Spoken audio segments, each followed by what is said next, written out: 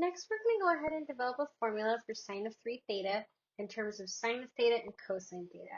And so for that, we're going to need our sum angle formula for sine and our double angle formula. So I'm going to rewrite sine of 3 theta, which I don't know how to solve, as sine of 2 theta plus theta. Now I'm going to go ahead and rewrite this using our sum equation. So I have sine 2 theta cosine theta plus cosine 2 theta sine theta.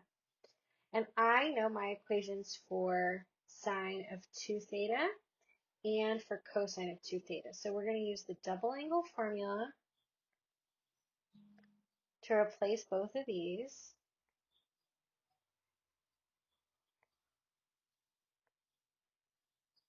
All right, so sine of 2 theta now becomes 2 sine theta cosine theta plus cosine 2 theta becomes, let's go ahead and use cosine squared theta minus sine squared theta times sine of theta. We're going to go ahead and distribute. So now I have, oh, and this had a cosine theta, right? We forgot about this guy, cosine theta. So now I have 2 sine theta cosine squared theta plus sine theta cosine squared theta minus sine cubed theta. And I'm going to go ahead and combine these like terms. So now I have 3 sine theta cosine 2 theta, cosine squared theta minus sine cubed theta. That's going to be our final answer. Let's work through one more of these. So let me introduce a couple of theorems real quick. So here is our square of our sine squared, cosine squared, and tangent squared of theta equations. And what's really great is they're all written in terms of cosine. So if I have sine squared theta, that's going to be 1 minus cosine 2 theta over 2. And then if I have cosine squared theta, that's 1 plus cosine 2 theta over 2. And if I have tangent, that's 1 minus cosine 2 theta over 1 plus cosine 2 theta. And we would get this directly from sine and cosine. Now this isn't as helpful as we think, but what if I took the square root of both sides just to figure out how to get the sine of theta, cosine theta, and tangent of theta?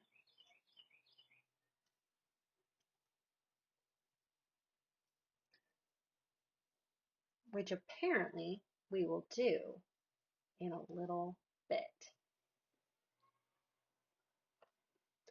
But for now, let's go ahead and write an equivalent expression for cosine of 4 theta that does not involve any powers of sine or cosine greater than 1. So if I rewrite cosine squared theta squared, that's equivalent to the cosine to the 4th power of theta, okay? Cosine of theta to the 4th power. Oof. So I can rewrite this using our law from the previous page, which is that cosine squared of theta is equivalent to 1 plus cosine of 2 theta over 2, and then all of this is squared. Okay? So now what I'm going to do is I'm going to go ahead and distribute that square. So I have 1 plus cosine of 2 theta squared over 2 squared. So this I have to FOIL out. So that becomes 1 plus 2 cosine of 2 theta plus cosine squared of 2 theta over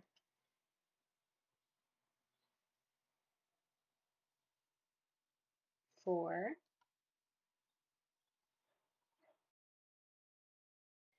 Now I'm going to go ahead and replace this because I know what cosine squared of theta is. So this becomes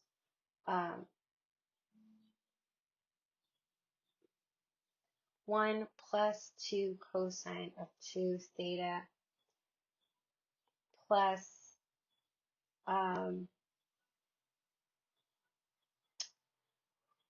1 plus cosine of 2 theta over 2 all over 4. And we should probably go ahead and pull out these fractions. So I would get 1/4 plus 2 over 4 gives me 1/2 cosine of 2 theta plus 1/4 times 1 plus cosine 2 of 2 theta all over 2. Now I want to go ahead and write this so there's just one fraction, right? I've got 1/4 times 1 plus cosine 2 theta, 2 of 2 theta over 2. We'll pull that out and that becomes an 1/8. So now I have 1/4 plus 1/2 cosine 2 theta plus 1/8 times 1 plus cosine of 4 theta.